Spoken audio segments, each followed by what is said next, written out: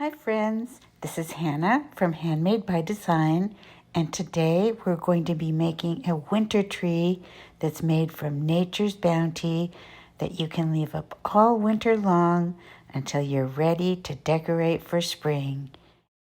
I used a 13-inch styrofoam cone, whole mixed nuts, whole pistachios, greenery, and I like this specific type of greenery that's shown here, miniature pine cones, dried apples, dried oranges, and dried limes. There's a little bit of prep work involved dehydrating the apples, oranges, and the limes, but it is so worth it. You will find so many uses for all three of these items. Hand slice or use a mandolin and cut all of the oranges and apples into 1/8 to 1/4 thick slices.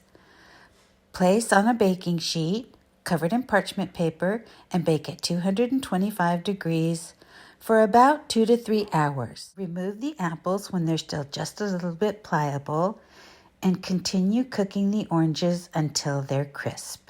I used apples and oranges that were on the small side, and I used a few blood oranges to get a deep, dark, rich color. Check on your fruit after 20 minutes. If the apples are starting to get too dark, turn the oven down to 175 degrees. As simple as these are to make, if you don't have the time, just substitute store-bought dehydrated fruit. I also added dried cranberries, cinnamon sticks, empty pistachio shells, and some thin jute twine, and I end up adding peanuts as a filler. You also need a pair of scissors, glue sticks, and a glue gun. I prefer the Gorilla brand glue sticks because their adhesion is so strong. I don't want to take the chance that my project will come apart after all my hard work.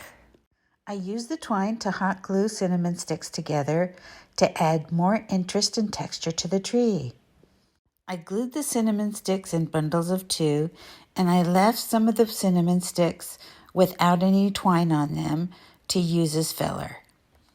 I really like the fact that most of the materials on this tree are natural. Honestly, it gives the tree such a warm, welcoming, inviting feeling, and I love the way that this tree turns out. I start at the base of the cone, and I glue on the larger nuts and the apples and the oranges and the cinnamon sticks. At this point, I don't worry about any gaps between the material because as I go along, I'm going to be filling them with the smaller pistachios, the pistachio shells, the miniature pine cones, and the cranberries. And finally, I'm going to be adding sprigs of the greenery. I added peanuts to the mix because they make a beautiful and inexpensive filler. This tree was really fun to make. I just went around placing everything where I thought it looked pretty. For example, I would add a lime on top of an orange, or a miniature pine cone in the center of an apple, or whatever made me happy creatively. I liked the outcome of this tree so much that I made 2 of them. These are going on my table for Christmas dinner as the centerpiece, and afterwards they're going into a niche on my hallway for the remainder of the winter until I pull out my spring decorations. Once I add everything in, the last part is adding the greenery. I specifically chose this type of greenery because although it looks beautiful for Christmas, it definitely has more of a winter vibe, and you use small amounts of it to fill in the gaps and for texture, color, and interest. I cut small bundles off each sprig, hot glued the bottom together, and inserted them where there were any gaps.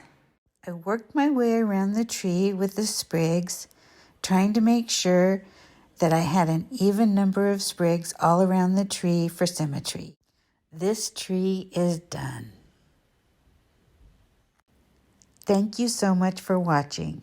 I hope you enjoyed watching the video as much as I did making it for you, and I hope that you're inspired to make something beautiful. If you enjoyed this video, Please subscribe and hit the notification button, and you'll be notified every time I come out with a new video. Again, thank you so much for watching, and we'll see you next time.